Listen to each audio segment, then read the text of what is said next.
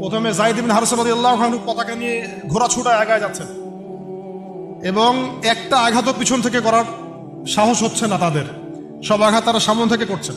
এক পর্যায়ে যায়েদ রাদিয়াল্লাহু আনহুর এই গায়ের মধ্যে তারা বর্ষা নিক্ষেপ করে।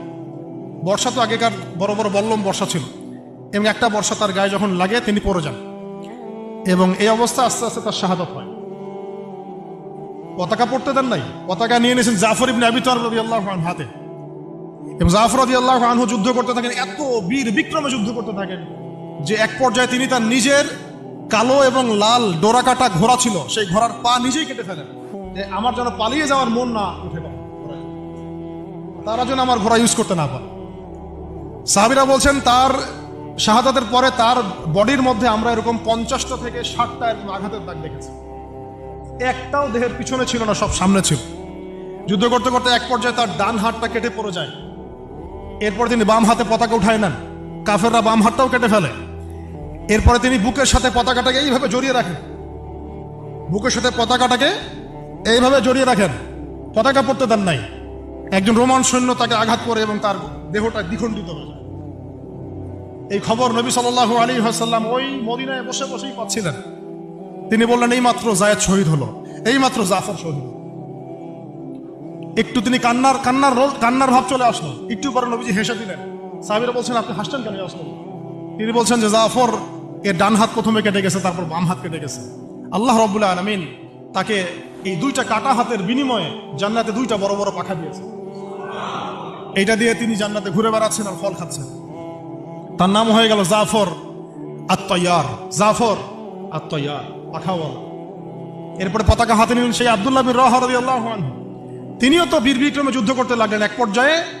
এক পর্যায়ে তিনি একটু কান্না করেছিলেন। সাহাবীরা বলছেন আপনি কি ভয় কান্না করতেছেন? জি না, আমি ভয় কান্না করছি না, বরং কোরআনের একটা আয়াত আমার মাথায় আসছে বলে আমি কান্না করছি। সে আয়াতটা ছিল সূরা মারিয়ামের মধ্যে, ওয়াইম মিনকুম ইল্লা ওয়ারিদুহা কানা আলা রাব্বিকা হাতমান মাকদিয়া, একটা আয়াত আছে কোরআনে সূরা মারিয়াম। এটা হচ্ছে আপনার রবের একেবারে একটা চিরনির্ধারিত একটা বিষয়, যে তোমাদের সবাইকে, আবার বলছি ওয়াইম মিনকুম ইল্লা ওয়ারিদুহা কানা আলা রাব্বিকা হাতমান মাকদিয়া, মানে তোমাদের সবাইকেই আবশ্যিকভাবে, ম্যান্ডেটরি ভাবে এই জান্নাত জাহান্নামের উপর অবস্থিত এই পুলসিরাত পার হতেই হবে।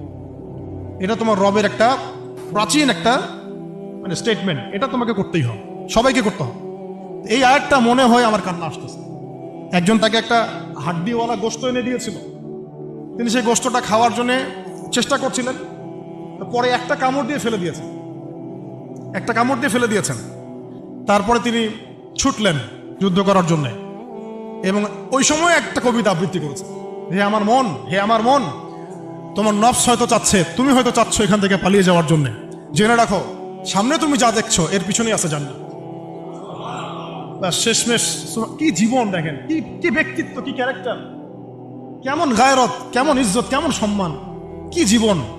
এরপরে তিনিও শহীদ হলেন, পতাকা হাতে তুলে নিলেন আল্লাহর বীর খালেদ বিন ওয়ালিদ রাদিয়াল্লাহু, তাকে পতাকা দেওয়া হল।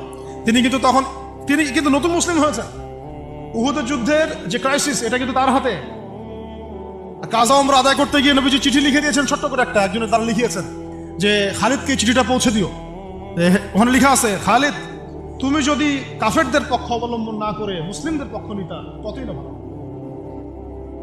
ঠিক আছে, একটা লেখা, একটা চিঠি খালিদ রাদিয়াল্লাহু আনহু একবারে কলিজাটা কাঁপায় ফেলছে। তিনি মক্কা থেকে মদিনায় গিয়ে নিজে ইসলাম কবুল করে আসছেন, এবং নবী সাল্লাল্লাহু আলাইহি ওয়াসাল্লাম তাকে কিন্তু আন্ডারস্টিমেট করেন নাই। তার হাতে উল্টা তরোয়াল উঠাই দিয়ে বলছেন যে আজকে থেকে এই তরোয়াল তোমার, এবং তোমার নাম হচ্ছে সাইফুল্লাহ, তুমি আল্লাহর তরবারি। এরপর থেকে তিনি প্রায় 80-90টা যুদ্ধ করেছেন, সবগুলোতে জয়লাভ করেছেন। ওই খালিদ রাদিয়াল্লাহু আনহু পতাকা তুলে নেন মোতার যুদ্ধে। তারপরে সিরাতের মধ্যে আসছে, তিনি বলছেন নিজের ভাষায় যে ওই দিন আমার হাতে 9টা তরোয়াল ভেঙে গেছে। যুদ্ধ করতে করতে করতে করতে ওই দিন আমার হাতে 9টা তরোয়াল ভেঙে গেছে। তিনি ছিলেন যুদ্ধ কৌশলে অত্যন্ত পারদর্শী, হুটে হাটে করে কাজ করতেন, অনেক পারদর্শী। তিনি ডানের সৈন্যকে বামে নিয়ে আসছেন, বামেরটাকে ডানে নিয়ে গেছেন, সামনেটাকে পিছনে নিয়ে আসছেন, পিছনেটাকে সামনে নিয়েছেন। বর্ষা যারা ছিল তাদেরকে পিছনে নিয়ে আসছেন, তীরন্দাজদেরকে সামনে দিয়েছেন, মানে ওদেরকে ভেবাচাকা খাওয়াই দিয়েছেন যে ওরা মনে করতেছে এরা মনে হয় অনেক, হ্যাঁ এরা মনে হয় আরো বিকল্প ফোর্স নিয়ে আসছে মনে হয়। তো ওরা আস্তে আস্তে পিছনের দিকে যাওয়া শুরু করতেছে। আর এদিকে মুসলিমরা একটু একটু করে সেফ জোনে আসার চেষ্টা করতেছে পিছন থেকে। ওরা ভাবতেছে পিছনের সামনে যদি আগাই হয়তো পিছন থেকে ওরা আরো সৈন্য নিয়ে আসছে আমাদেরকে আক্রমণ করবে। এই আল্লাহ পাক ভয় চাপাই দিলেন, এরা পালায় চলে গেল। 3000 সৈন্য নিয়ে 2 লক্ষ সৈন্যকে পরাজিত করা হয়েছে। খালিদ রাদিয়াল্লাহু আনহু বললেন, আমার হাতে সেই দিন 9টা তরোয়াল ভেঙেছে, আর শেষমেশ ছোট্ট একটা ইয়েমেনি চাকু দিয়ে আমি যুদ্ধ করছি। তারা চিন্তা করেন কত কাফের মারা গেছে। আর মুসলিমদের মধ্যে মাত্র 12 জন সাহাবী শহীদ হয়েছে। মাত্র 12 জনকে তারা মারতে পারছে, বাকিদেরকে মারতে পারবে। এইগুলো হচ্ছে মহাকাব্য, জাজল্যমান মহাকাব্য, যেগুলো আমাদের এই প্রজন্মকে জানানো উচিত এবং আপনাদের মাথায় থাকা উচিত।